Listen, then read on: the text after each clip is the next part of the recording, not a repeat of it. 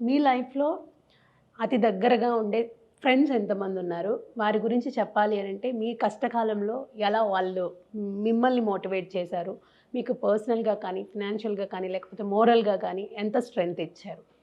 నాకు ఉన్నది ఫ్రెండ్స్ చాలా తక్కువండి. అంటే ఫ్రెండ్స్ లేరని కాదు. చాలామంది ఫ్రెండ్స్ ఉన్నారు.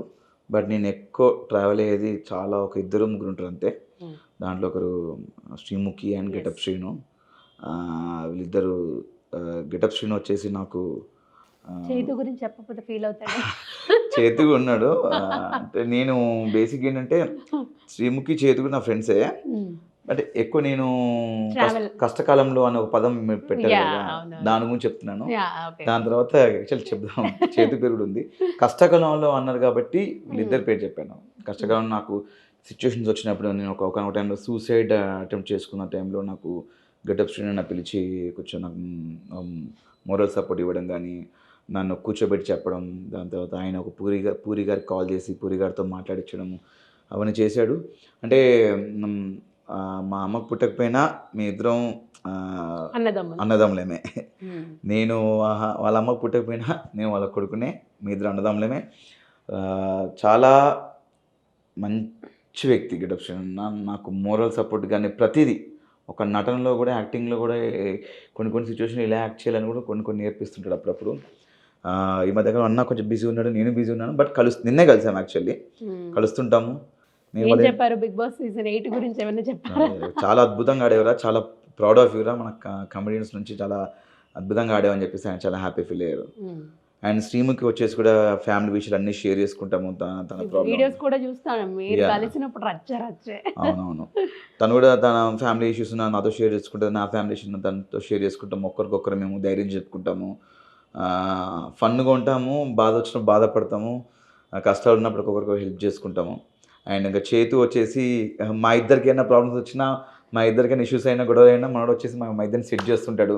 ఓకే. నాకున్నది చాలా తక్కువ. అదే గెటప్ శ్రీను, శ్రీముఖి అండ్ చేతు ఈ ముగ్గురు. అండ్ ఇంకా లేరని కాదు ఉన్నారు. కార్తిక్ గాడు ఉన్నాడు. కార్తిక్ నాతో వర్క్ చేస్తున్నాడు 'జబర్దస్త్‌లో'. కేవ్ కార్తిక్ వాడు. హ్మ్. ఇంకా పేర్లు చెప్పుకుంటే చాలామంది ఉన్నారు ఇంకా. హ్మ్. హ్మ్. బట్ వీళ్ళు అనేది నాకు చాలా క్లోజ్ ఫ్రెండ్స్ అన్నమాట ఇండస్ట్రీలో. హ్మ్. అది. తమన్నా సింహాద్రి. నేను చెప్పా కదా! చాలామంది ఉన్నారు. బట్ అంటే బట్ నేనెందుకు చెప్తున్నానంటే ఎక్కువగా వీడియోస్‌లో ఫన్ క్రియేట్ అవుతా ఉంటది. మీరు చూసినప్పుడు హ్మ్. అందుకని జస్ట్ మీకు హింట్ అలా ఇచ్చాను చెప్పిన అంతే. వాళ్ళు చాలా ఉన్నారండి. ఇప్పుడు శ్రీముఖి తమ్ముడి పేరు అందరి పేరు. నేనన్నది పర్టిక్యులర్‌గా ఇప్పుడు వీళ్ళ నుంచి అవునవును. వాళ్ళు పరిచయం అయ్యారు కాబట్టి అవును. అలా. యాహ్! అందరు నేను చెప్పా అందుకే చాలామంది ఉన్నారు. అందరు ఫ్రెండ్సే. హ్మ్. ముఖ్యంగా వీళ్ళు. వీళ్ళు. యాహ్! అంటే అదేలెండి. క్లోజ్‌గా అంటే ఎప్పుడు కష్టం వచ్చినా వెంటనే ఫోన్ చేయాలి అనిపించే పర్సన్స్ వాళ్ళు. పర్సన్స్ వాళ్ళు. వాళ్ళుంటారు. అవును.